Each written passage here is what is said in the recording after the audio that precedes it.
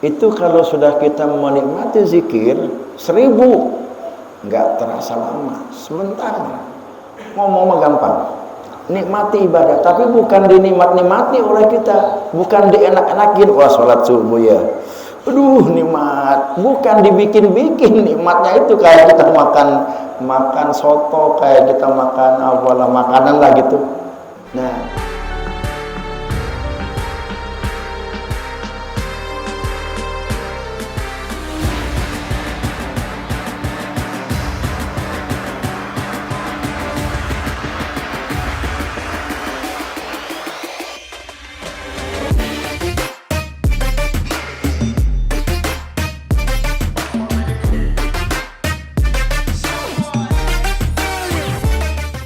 Bismillahirrahmanirrahim. Man wajada samarata amalihi ajilan fahuwa dalilun ala wujudil qabul, ala wujudil qabuli ajilan. Artinya, man barang siapa wajada mendapati samarata buah amalihi dari amal ibadahnya ajilan di dunia ini, bahwa maka yang demikian itu dalilun adalah dalil yang menunjukkan ala wujudil qabuli, atas adanya diterimanya amal ibadah ajilan di akhirat kelak. Apa yang dimaksud dengan hikmah ke-70 ini sama seperti yang tadi dibahas di dalam Hidayatul Azkiyah tentang ikhlas. Tugas kita diciptakan oleh Allah Subhanahu wa taala itu beribadah. Ada dua hal tadi yang harus kita perhatikan atas ibadah-ibadah yang kita lakukan. Satu, tentang kesesuaian dengan syariat. Ibadah-ibadah kita ini sesuai dengan syariat atau tidak? Ibadah-ibadah yang kita lakukan ini berdasarkan ilmu atau tidak? Kalau kita beribadah itu merasa ikut-ikutan, tidak berdasarkan ilmu, nggak tahu, maka ngaji. Langkah awal dulu ngaji. Kalau nggak ngaji, kita nggak tahu ibadah kita ini kayak apa, sah atau tidak. Jadi supaya ibadah kita ini bukan ikut-ikutan, tapi kita punya dasar, punya standar. Oh, ibadah saya ini alhamdulillah sudah sah. Sholat udah tahu syarat dan rukunnya, syarat sah sholat, rukun sholat dipakai. Kalau sudah itu kita ngaji, tahu ilmunya untuk beribadah, lalu kita lihat ibadah kita ini ada ikhlasnya enggak. Kalau ibadah kita enggak ada ikhlasnya, tadi disebutnya jasad tanpa ruh. Kalau jasad tanpa ruh berarti tidak akan hidup. Jadi ibadah kita pun juga tidak akan hidup, tidak akan diterima oleh Allah Subhanahu wa taala. Hanya persoalannya bukan berhenti di situ, bukan diterima atau tidak. Kalau kita terus mengakali seperti itu, maka kita akan mendapatkan siksa. Ibadah yang diterima itu adalah ibadah yang di dalamnya ada ikhlas. Nah, sekarang di sini Syekh Ibnu Athaillah itu menjelaskan tentang ciri-ciri ibadah yang diterima Allah itu kayak apa cirinya. Dalam hikmah ke-70 ini disebutkan man wajada samarata amalihi, barang siapa yang mendapati buah dari amal ibadah yang ia lakukan, sholat, baca sholawat, baca Quran, lalu dia puasa, dia mendapatkan buah dari ibadah-ibadah yang dia lakukan itu ajilan, dirasakan di dunia, bahwa maka hal itu dalilun, sudah merupakan sebuah dalil atau petunjuk atau alamat ala wujudil qabuli, bahwa ibadah kita itu diterima oleh Allah Subhanahu wa taala. Jadi kalau kita sholat lalu kita telah merasakan buah dari sholat ini, berarti itu menunjukkan bahwa sholat yang kita lakukan itu diterima oleh Allah Subhanahu wa taala. Nah, kemudian kan tadi seperti apa sih buah amal ibadah itu, seperti apa? Buah amal ibadah itu min samaratil amalil mardil maqbuli indallah wijdanul halawati bihi wan na'imu bihi. Buah amal ibadah yang diterima oleh Allah itu adalah adanya rasa kelezatan di dalam beribadah, adanya rasa kenikmatan. Kalau itu bisa kita rasakan selagi kita di dunia ini, itu sebagai bukti yang menunjukkan bahwa amal ibadah kita itu diterima oleh Allah Subhanahu wa taala. Nah, buah dari amal ibadah itu apa?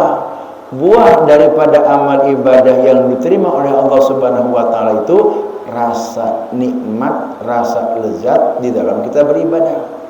Kita baca Quran, ada kelezatan ruhani, ada kenikmatan tersendiri yang itu nggak bisa dikata-kata.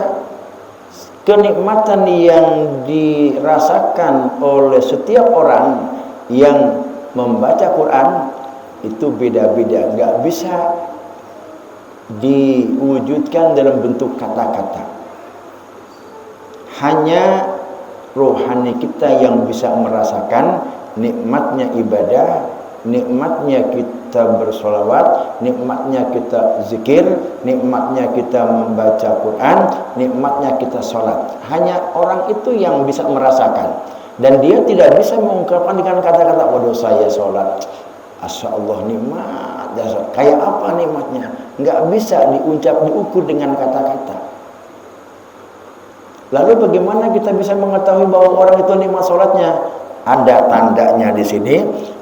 Imam Ahmad Ibn Athaillah memberitahukan bahwa tanda-tanda bahwa orang itu merasakan lezatnya ibadah, wa dalilu wujudu hadhil halawah, orang itu dia sudah dikatakan merasakan nikmatnya ibadah, an-nasatu bin nuhudi, ini ada semangat.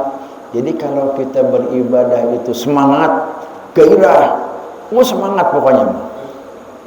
Bahkan kita rindu begitu datang sholat zuhur, misalkan Pak Udin di sana di musola sana, datang terdengar azan, dikumandangkan azan, sudah suaranya bagus, kita gairah menyambut, segera kita ke masjid itu untuk berjamaah. Nah, itu tanda orang itu sudah menikmati nikmatnya sana. Kalau dia mendengar azan, kemudian dia terasa beban untuk sholat itu dia menunjukkan bahwa dia itu belum merasakan nikmatnya sholat. Belum. Sekalipun dipanggil-panggil, datang dia. Cuma dia ada rasa beban, nggak ada rasa semangat, nggak ada rasa gairah. Tandanya orang itu merasakan nikmatnya ibadah kalau dia beribadah itu gairah, semangat, senang dia. Bahkan dia tunggu-tunggu waktu ibadah itu. Ketika dia itu merasa senang, kemudian bergairah, itu berarti dia sudah bisa menikmati nikmatnya ibadah. Kalau kita menunda-nunda waktu, nanti aja, zuhur kan lama, panjang waktunya, nggak mesti jam 1, nggak mesti jam setengah 1, jam setengah 2 pun juga masih ada waktunya. Kita tunda-tunda, kita ulur waktunya, itu menunjukkan belum merasakan nikmatnya ibadah. Orang yang sudah bisa merasakan nikmatnya ibadah, lezatnya ibadah, dia merindukan, menantikan. Kita nih zikir, itu kalau sudah kita menikmati zikir 1000, nggak terasa lama, sebentar. Perasaan itu baru saja tadi, nggak tahu sudah habis putaran tasbih ini. Nggak terasa oleh kita, tahu-tahu, kok sudah 100, padahal perasaan baru tadi kita itu zikir. Nah, kalau itu sudah terasa, ini menunjukkan orang itu sudah menikmati kelezatan zikir itu. Kalau zikir ini terasa oleh kita lama gitu, dilihat lagi masih jauh, dilihat lagi terus belum nyampe 100, itu terasa beban. Itu menunjukkan orang yang berzikir itu tidak menikmati nikmatnya zikir. Gampang ya, ngomong mah gampang, nikmati ibadah, tapi bukan dinikmati oleh kita, bukan dienak-enakin. Wah, sholat subuh ya, aduh nikmat, bukan dibikin-bikin nikmatnya itu. Kayak kita makan soto, kayak kita makan apalah makanan lah gitu. Nah, kalau kita beribadah, berzikir, membaca sholawat tidak terasa enak, maka jangan dibiarkan, segera diperiksa. Contohlah, di dalam diri kita ini ada setiap orang itu ada terdiri dari jasmani dan ruhani. Ruhani butuh makanan, jasmani pun juga butuh makanan. Kenikmatan jasmani hanya bisa dirasakan oleh jasmani. Kita makan sekarang nih, makan soto, makan goreng tahu, itu hanya bisa dinikmati oleh tubuh kita, oleh jasmani kita. Tetapi kenikmatan ibadah itu nggak bisa dirasakan oleh tubuh kita, tapi dirasakan oleh ruhani kita. Sholat itu nikmat, baca sholawat itu nikmat, baca Quran itu nikmat. Sehingga semestinya ketika kita sholat itu, ruhani kita kan merasakan nikmatnya sholat. Ruhani kita itu bisa merasakan nikmatnya berzikir. Mestinya rohani kita itu bisa merasakan nikmatnya bersolawat. Andai kata kita berzikir, andai kata kita bersolawat, andai kata kita bersyukur, membaca Quran, biasa-biasa aja, nggak terasa apa-apa. Malah justru terasa pahit oleh kita. Maka jangan dibiarkan, segera periksa rohani kita ini. Pasti ada gangguan-gangguan yang menjegal, mengganggu rohani kita ini untuk bisa menikmati nikmatnya ibadah.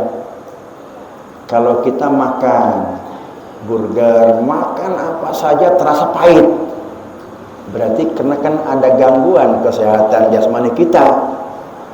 Kita pilih dah, nggak jauh-jauh dah.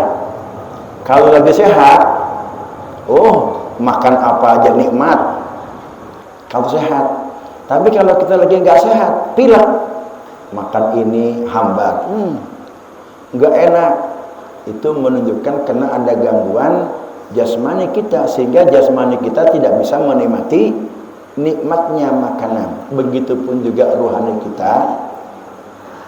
Andai kata kita berzikir, tidak merasakan kenikmatan di dalam zikir itu, andai kata kita bersolawat tidak merasakan nikmatnya di dalam solawat itu, andai kata kita baca Quran tidak ada terasa kenikmatan di dalam bacaan Quran kita itu, maka jangan dibiarkan. Periksakan rohani kita itu, menunjukkan bahwa rohani kita itu sedang terganggu kesehatannya oleh virus-virus yang menyebabkan rohani kita nggak peka, nggak bisa merasakan nikmatnya ibadah itu.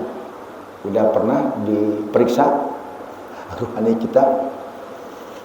Kali kita nih sholat, gak enak amat sih sholat. Nah, sholat nih apa sih yang saya rasakan dalam sholat ini? Pernah nggak kita begitu? Nah, kalau belum pernah, coba sekarang. Setiap kita ibadah, kita cek rohani kita itu bisa merasakan lezatnya ibadah itu apa enggak? Apa itu kalau begitu? Virus-virus yang mengganggu rohani kita untuk tidak bisa menikmati nikmatnya ibadah, Satu, hubbud dunya. Lagi-lagi hubbud dunya ini. Hubbud dunya. Ntar kita bahas hubbud dunya ini. Kedua, kalau al-kibir, sombong. Kalau di hati kita ini masih ada hubbud dunya, ntar kayak apa hubbud dunya itu? Ada hubbud dunya yang memang dianjurkan, ada hubbud dunya yang itu yang harus disingkirkan. Nah, kalau hubbud dunya yang inilah yang harus dibersihkan. Kalau masih ada hubbud dunya itu, kalau masih ada kibir, kesombongan, hikdu, dendam, kemudian aklil haram, makan barang-barang haram, kemudian al-ujub, merasa paling hebat, merasa paling ibadah, merasa paling pintar, merasa paling kiaina, kemudian ada ria, ada hasud, iradatus syarr li ghair, menghendaki orang itu rugi, menghendaki orang itu celaka. Dia senang kalau orang di sampingnya itu dagang rugi, maunya dia aja yang untung, orang lain rugi semua, orang lain celaka semua. Nah, sifat-sifat seperti itu yang akan mengganggu ruhani kita untuk bisa menikmati nikmatnya enak ibadah. Kalau sudah bertahun-tahun ya, sudah 40 tahun sholat kike baik, nggak ada rasa nikmatnya, nggak ada baca Quran pun juga begitu-begitu aja. Yang penting sudah melaksanakan kewajiban, urusan enak sama enggak, masa bodoh. Jangan sampai begitu. Ini yang harus kita cek ini. Makanya kalau kita nggak ngaji, kita nggak tahu. Kalau kita nggak ngaji, ibadah yang penting menjatuhkan, menggugurkan kewajiban. Urusan nanti diterima nggak tahu, yang penting saya sudah melaksanakan ibadah. Untuk kita tidak seperti itu. Cek terus apa saja ibadah yang kita lakukan hambar, nggak ada rasanya. Segera periksa ruhani kita ini, pasti yang ada hubbud dunya, kibir, dendam, makan barang haram, ujub, riya, hasud, itu masih banyak di dalam qalbu kita ini. Bersihkan. Kalau itu sudah bersih, baru Allah turunkan peka ruhani kita ini untuk bisa menikmati nikmatnya ibadah.